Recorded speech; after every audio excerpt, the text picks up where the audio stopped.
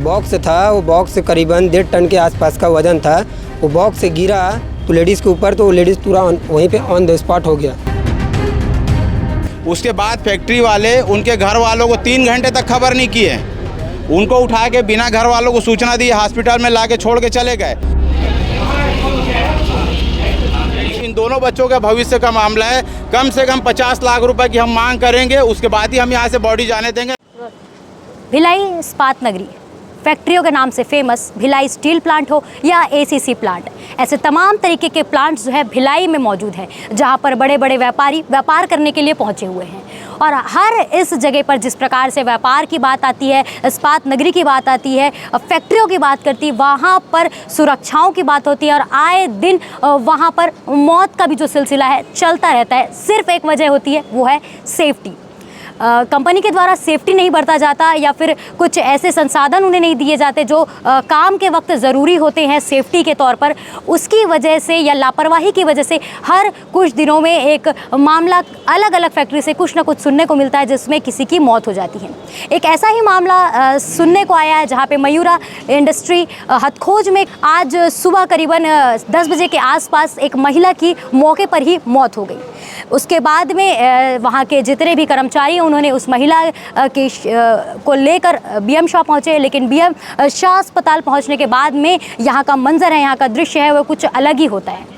यहाँ पर परिजन मौजूद हैं, परिजन का क्या कुछ कहना है और परिजन कैसे महिला को इस जगह की लेकर आए थे, उस समय उनकी क्या स्थिति थी, डॉक्टर के द्वारा क्या कुछ कहा जा रहा है और जो कंपनी के ओनर हैं उनके द्वारा क्या कुछ बातें सामने आ रही हैं, ये हम बातचीत करेंगे इनके लोगों से जो वहाँ पर काम कर रहे थे उस वक्त मौजूद थे। वैसे तो जो मृतिका है, जो इस वक्त मृतिका घोषित हो चुकी है, वो पहले भी ऑन द स्पॉट में उनकी डेथ हो चुकी थी, लेकिन जब परिजन यहाँ पर पहुँचे तो बताया जा रहा है कि उनकी जो मृत्यु है, कंपनी ओनर के द्वारा बताया जा रहा है कि उनकी जो मृत घोषित उन्हें इलाज के दौरान किया गया है।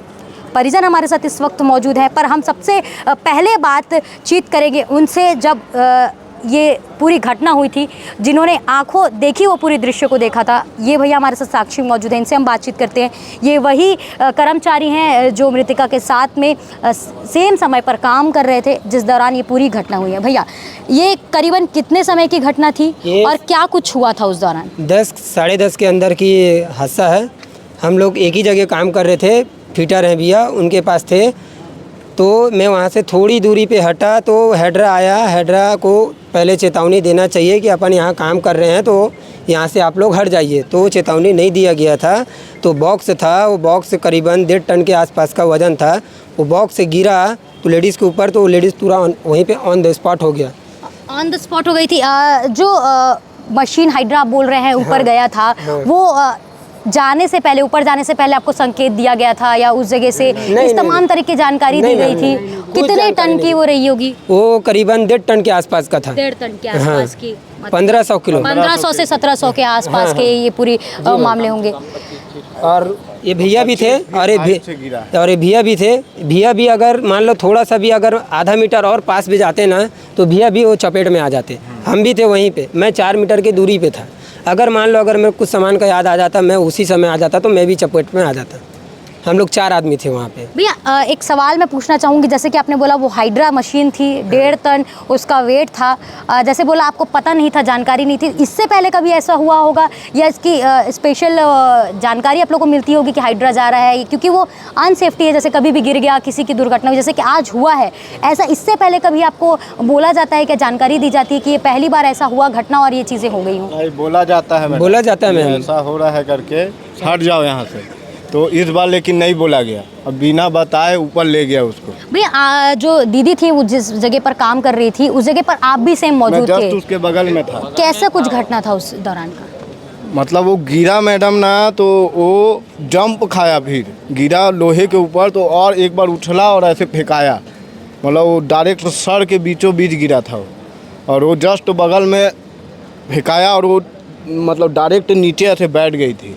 हम लोग उठाए तो पूरा नीचे खून ही खून, पूरा ब्लड ही ब्लड। उसके मतलब जब उनके शरीर में अगर 1600 से 1700 का टन अगर गिरता है तो सवाल ही पैदा नहीं हो पाता कि वो दोबारा उठ पाए। नहीं उठ पाए, कुछ नहीं, नाक से खून, पूरा नाक से पूरा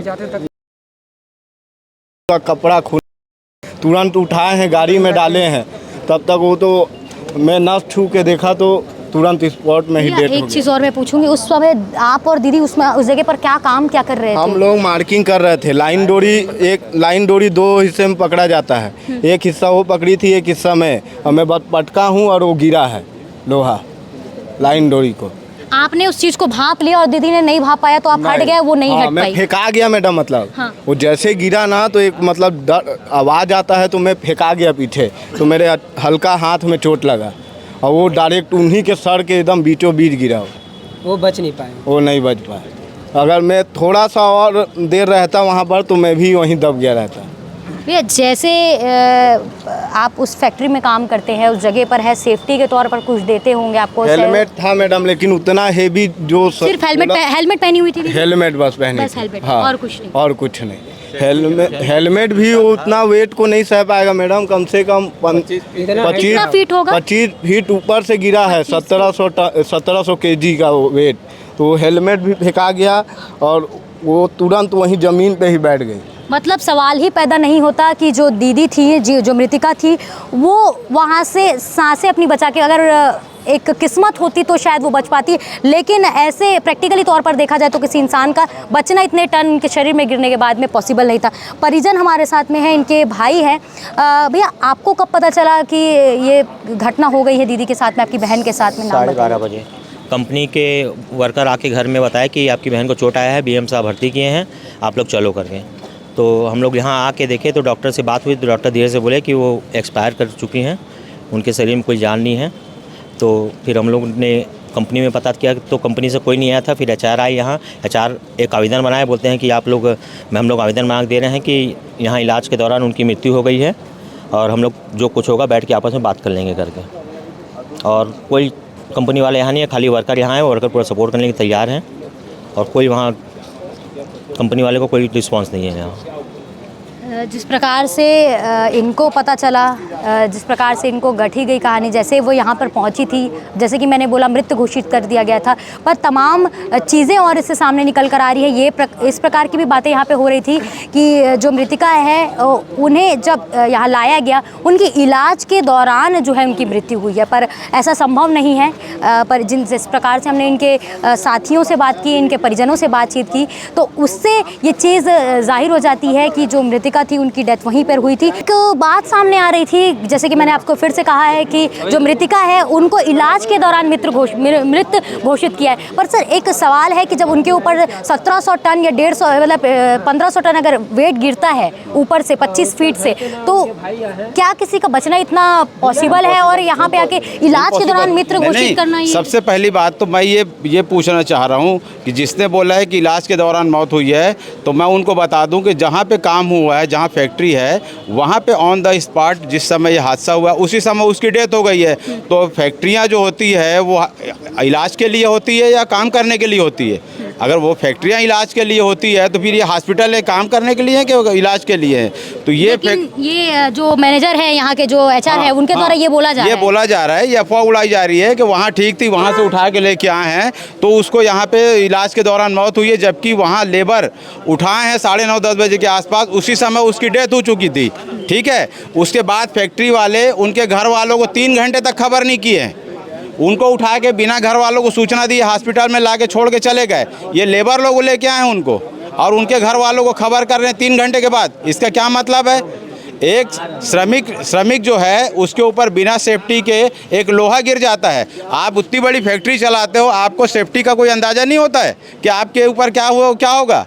आज उसके छोटे छोटे 2 बच्चे हैं, उसका बाप नहीं है यहाँ पे, वही एक माँ थी उसकी जो उनका पालन पोषण करती थी, उनकी शिक्षा दीक्षा उसकी ज़िंदगी का सत्यानाश करके रख दिए लोग। इस मयूरा इंडस्ट्री के लोगों को बताना चाह रहे हैं, यहाँ पे मैं बोलना चाह रहा हूँ, इन दोनों बच्चों के भविष्य का मामला है। कम से कम 50 लाख रुपए की हम मांग करेंगे, उसके बाद ही हम यहाँ से बॉडी जाने देंगे, नहीं तो हम उठा के सड़क में रखेंगे और हम आंदोलन करेंगे। यहाँ से हम जाने नहीं देंगे जब तक हमको यहाँ पे लिखित में कोई आश्वासन ना मिले उन बच्चों के भविष्य की सेफ्टी के लिए, तब तक हम यहाँ से बॉडी हिलने नहीं देंगे। चाहे जो ये पूरी घटना 10 बजे के आसपास थी जब सुरेखा चौधरी मृतक उस जगह पर, जिस जगह पर ये हादसा हुआ था, वहाँ पर मार्किंग का काम कर रही थी। उस दौरान 25 फीट से ऊपर से जो लोहे का हाइड्रा है वो गिरा, जिस पे उनकी जानकारी उनको नहीं पता चल पाई, अचानक गिरा और उसमें जो है चपेट आने के बाद में जो है सुरेखा जी है उनकी मृत्यु हो गई। हम आपको बता दें सुरेखा जी इकलौती घर पे जो है वाहिद कमाने वाली बच गई थी, क्योंकि इनके कुछ ही वर्ष पूर्व जो उनके पति हैं उनका भी देहांत हो चुका था। घर में 2 छोटे बच्चे हैं, सिर्फ जो उनकी माता है वही घर का पालन पोषण करती थी। परिजनों को 3 घंटे बाद इसकी सूचना दी गई और सूचना भी इस प्रकार से दी गई कि जो मृतिका है उसे नॉर्मल चोट आई है, जिसके बाद में जब परिजन यहाँ 1 बजे के आसपास पहुँचे, सुरेखा जो जी हैं उन्हें मृत घोषित कर दिया गया था। अभी जो इनके परिजन हैं इनका मांग ये है कि जो 2 बच्चे हैं उनके नाम पर कुछ पैसे जो होते हैं एक दुर्घटना के बाद जब फैक्ट्री के द्वारा कंपनसेशन के द्वारा उन पर दिया जाता है वो उन्हें मिले, ताकि उनके जो 2 बच्चे हैं उनका जीवन यापन अच्छी तरीके से हो सके। इसको लेकर लगातार वो जो है अपने जो फैक्ट्री के मालिक हैं उनसे बातचीत कर रहे हैं, पर अब तक उसकी जानकारी अपडेट नहीं आई है। अगर इनका जो मांग है पैसे को लेकर वो अगर पूरा नहीं होता है तो धरने जैसी बात भी इनके द्वारा कही जा रही है। पर क्या कुछ इस खबर से अपडेट होगा उसको सुनने के लिए बने रहिए KP न्यूज़ के साथ में। धन्यवाद।